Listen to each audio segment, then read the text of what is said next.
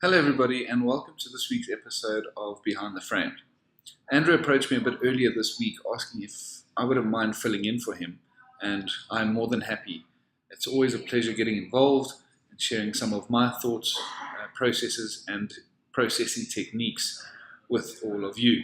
So what I'm going to be sharing with you this week in this particular episode is a phenomenal experience that I was very privileged to be a part of earlier this year. I hosted a private guided safari in Rwanda where we did 2 gorilla tracks and 1 golden monkey track in Volcanoes National Park. And the experience is absolutely mind-blowing. It is very difficult to explain, and it's just something that has to be experienced, I suppose. And so from the very beginning, the briefing that we had prior to our track was extremely entertaining. That's where we got to meet our guides for the particular day for that track. They gave us a brief of the family members, how many there are, if they are babies, teenagers, how many silverbacks. Extremely special and a lot of fun to get that inside knowledge of the particular family that you're going to be walking and tracking and hopefully find on that particular day. The brief we got at the edge of the national park was very entertaining, nice and cheerful, got everyone psyched and ready for their hike up the mountain, which at times is quite strenuous. The walk is beautiful, but it's not just a stroll in the park. It's uphill, downhill, slippery, it's wet. You have to crouch, you have to crawl through things. Very dense environment, but extremely fun. At some parts, people have to actually be carried off or down a particular slope or thicket of bamboo, whatever it may be. And then also just the tips and skills that the guides teach you along the way as to how the gorilla survive and how us as human can also survive up in those hills, if you ever get lost one day. Let's hope not. But obviously with well-trained guides like Placide, we had a phenomenal experience. And then after about, our first track was 4.5 hours of trekking, we finally bumped into an incredible family of gorilla. And the second day we did a golden monkey track, which was also a phenomenal experience. And then day 2, somewhat of an easier walk, easier track, a lot shorter, only about 3 hours, but it led us into an extremely special scene where the whole family were in bamboo thickets, calling it their morning activity, because what they do late morning is they all take a nice siesta to relax, have some fun, play, jump on each other. The youngsters are very, very busy, and it obviously allows for us to spend great time photographing them because they're not moving so much, and truly, truly special. But let's get into the image, and it's a bit of a creative frame. It looks very, very different to what one would expect, and the reason I say this is because it is kind of upside down. There is a lot of vegetation in the way, but to me it's adding great value. It's telling you that this animal over here is lying down but still very inquisitive, keeping their eye on us. The vegetation on the sides here I really, really like. Reason being is because it's forming like a natural frame, looking into that animal's eyes, and the color is also adding great contrast between the very light and beautiful green and the very dark gorilla itself. But let's get into the settings of this particular image quickly, and then we can take it from there. So you'll see that I was sitting, let's start off with ISO 3200.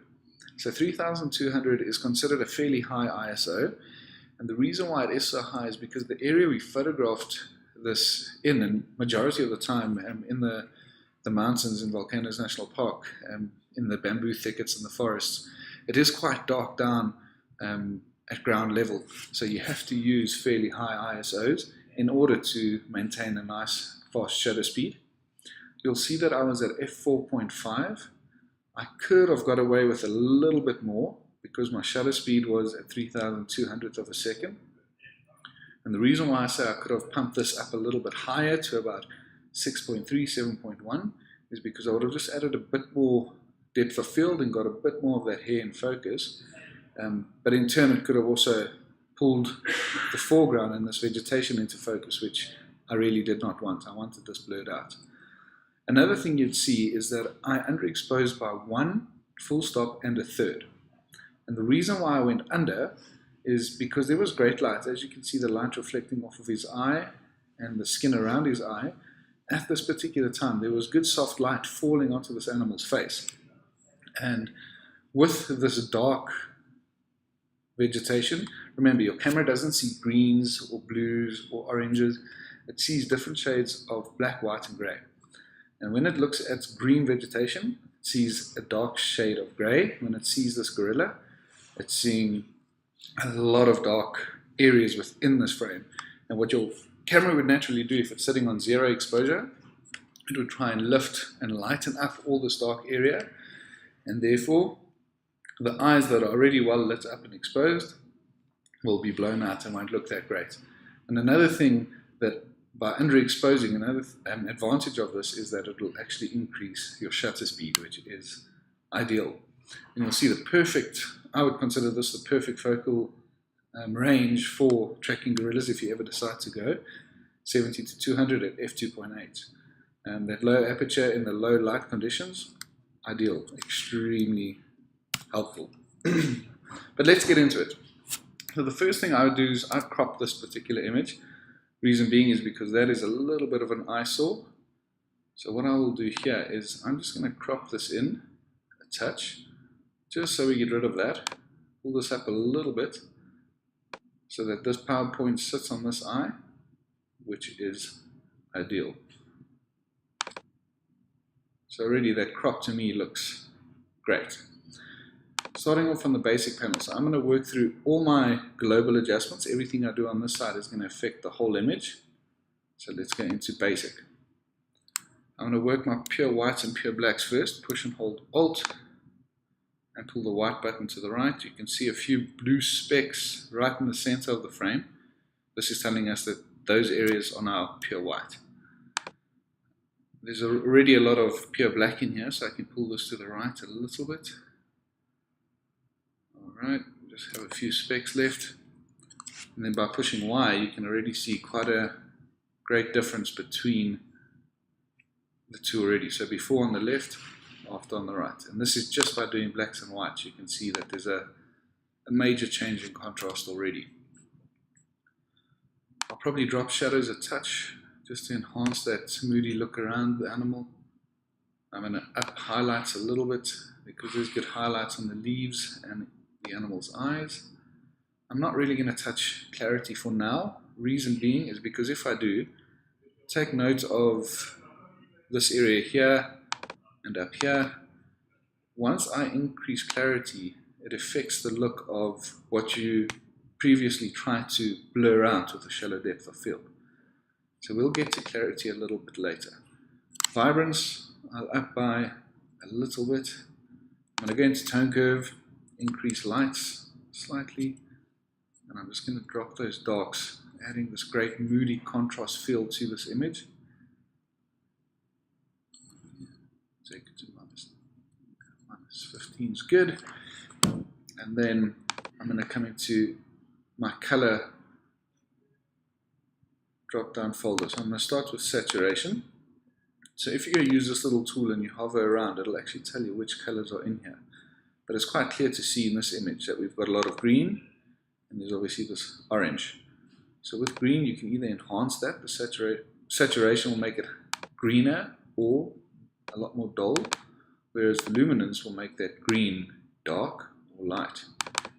So what I'm going to do here is I'm just going to up the green slightly. I'm going to up the oranges a little bit, the yellows a little bit. I'm going to go into luminance, and I'm going to up that orange as well. This is going to brighten the eyes a little bit. I'm going to maybe just drop the greens a touch. There you go, very slightly. I'm going to go into details, and I'm going to add some sharpening. I always do this. 0.5, I'm adding half a pixel of sharpening. I take it to 100 because an animal with fur, you can see if I come from 0 all the way to 100, it really focuses its time in and around this fur. And then pushing and holding Alt, I'm going to drag my masking slider to the right.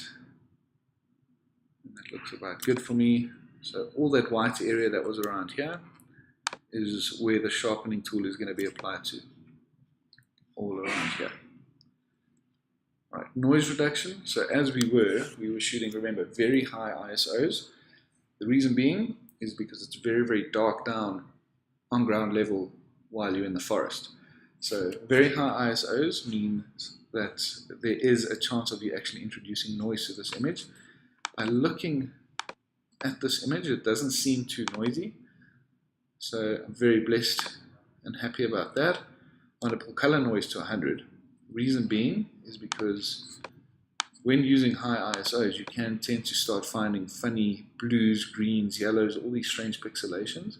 If you take color noise to 100, or even just increase it a little bit, you won't see this. This obviously is then taken out of your image. But notice that it doesn't affect the look of your image. Whereas luminance noise, your monochromatic, that graininess noise, this will, if I take this to 100, my image becomes pastel-like. Looks like it's been painted with pastel crayons. So you have to have an extremely slight hand if you want to start using luminance noise. And if you use luminance noise reduction, you have to sharpen. So yeah, very, very slight hand there. 8 seems to be good for me. There's not much noise, so I'm happy with that. It's all good. Okay, and then lastly, I'm probably going to come to effects. I'm going to take my amount down to -50 and my feather down to 0. Reason being is because in this way I can easily then go see where I want my midpoint and what my roundness should be like. Notice that. Then I can go and drop this to -15 and get a nice strong feather on there. And then by pushing before and after, see there's just a slight vignette and it's barely noticeable once it's on and applied like this. To me that looks perfect. And now that these corners are even darker, it's just aiding this tunnel that we have going in towards this gorilla's eyes. So that is it for the basic or the global adjustments for the whole image. The special adjustment I'm going to be focusing on for this particular episode is your radial filter. So let's jump into that. And what I'm going to do is I'm going to do 2 different things. I'm going to use 2 of these radial filters. One to affect the outside and the area surrounding the gorilla's face and eyes. And then the second one is going to be adjusting and affecting whatever is inside the circle, so therefore the gorilla's face. So let's get into this. I'm going to click, hold and draw. Let me get the angle right by pulling it around like this. And then what I'm going to do is I'm going to push O. This gives you the overlay. I've had this question on previous occasions, why is mine green? I just like the color green. By default it's set at red.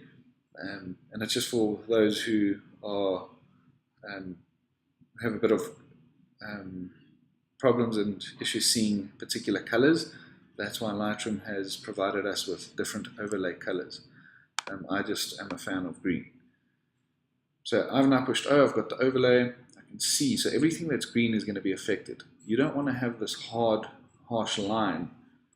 So you come into, it's now above basic, yes. So once you click and use a special adjustment, an additional set of sliders would pop up. So what I'm going to do is I'm going to pull the slider right, the feather slider. So what this does is whatever effect I choose to use here, it's going to feather it in softly so it kind of blends in with the animal so that you don't have this harsh line. So I'm just going to have a very subtle feather in so that these eyes and this area of the animal is not affected. I'm going to push O to get rid of that overlay, and you'll see it's quite dark and dull due to previous settings. So instead of trying to get this all the way back to 0 again, you can either double click on the word, or if there's multiple ones like there was in here, just double click on the word effect, everything falls down to 0, and that applies for your graduated filter, radial filter, as well as your adjustment brush. So what I want to do on the outside is I want to change the look of these leaves. I want to make them even less prominent. So I'm going to drop my clarity, drop my sharpening, just up my noise a touch, just to soften up that area. I can probably drop shadows a little bit just to make surrounding areas a little darker, and then maybe just drop highlights a touch. And now if I come and hit this little on and off switch, notice what's going to change on the surrounding areas. This area is going to become a lot more softer. So let's put that on and off. You see that? It's very subtle, but it's enough to push your eye away even more so and just be focused on what's happening inside the circle. So what you can do now, I'm done with the outside, you can do one of two things to either create a new radial filter. Is you can either push new, start a new one. To get rid of them, just make sure they're highlighted. You can just push backspace. Alright, but what I'm going to do here is instead of clicking new, I want it in the exact same area. So what I want to do is I'm going to right click on that button, I'm going to say duplicate. Alright, now basically it's duplicated it and it's created two layers on top of each other. As you can see, I've moved the top one off, the first one that we created, which was this one. I duplicated it and then I moved it off onto here. But what I want to do now is I don't want to affect the outside of this image. I want to affect what's happening on the inside of the circle. So what I do is I go down. Remember, there's an additional bar of sliders that pops up, and I'm going to click invert. So if I push O to see the overlay, and I push invert, click on invert, now it's inverted all those settings to take place and changes to take place with inside the filter. So obviously I don't want to soften up and darken this animal's face. I'm going to double click on effects, it takes everything to 0. Remember, we're not affecting the first filter, we've created a second one. So this is going to be totally new edits to the inside, because we've inverted to the inside of this particular image. Excuse me. Okay, so we are on we're all on 0. My feather, let's push O. We need a big feather here. We don't really need, we just want those eyes and the mouth area, or that nose area, to be affected. Push O. Excuse me. Alright, so what we want to do here is maybe up whites a little. So pop that area. Drop blacks a touch to increase the contrast. Remember, we didn't touch clarity right in the beginning in the basic folder. So here we can now touch clarity, which will affect this area only. Add some sharpening, maybe a touch on the A's. Blacks a little. And now, again, if you go hit this on and off switch, you're going to see that effect. So it's softening up the outside and it's popping the inside. One thing I'm noticing here is maybe that I should not drop the shadows around there too much, and maybe just up the highlights here. Let's have a look. Yeah. So let's up the highlights a touch, brightening up these leaves. And the reason why I've done this is because now this bright area is adding a great contrast against this very dark area. I'm going to say done, and this is basically it for the image. I'm going to push Y, which will show us a before and after. And you can see that there's a great difference between the two of them. By pushing F, we'll see a full image. And yeah, I'm happy with that. I really do enjoy the fact that these two leaves are aiding as a bit of a natural guideline and filter and frame into this animal's face. I really do think that is cool. And yeah, that is basically it from me this week. And I'm very happy that I could share a bit of this experience with you. And if you want to learn a bit more about guerrilla tracking, what it's all about, feel free to listen to Jerry's podcasts. Links down below. There's a number of blogs on the website regarding this particular experience. And it is truly a phenomenal and mind-blowing adventure. It is something that I cannot explain to you. I can try my best, but it'll only be best understood once you've experienced it. It truly is spectacular. But again, thanks to Andrew for letting me fill in this week. It's been a lot of fun. And if there are any other of my images that you would like to see me process and kind of figure out how I did it and what the build-up was to that particular scene, feel free to get in touch. My email address is down there. I look forward to hearing from you, and I look forward to hosting one of these incredible inserts in the future. Have a lovely day further, and cheers for now.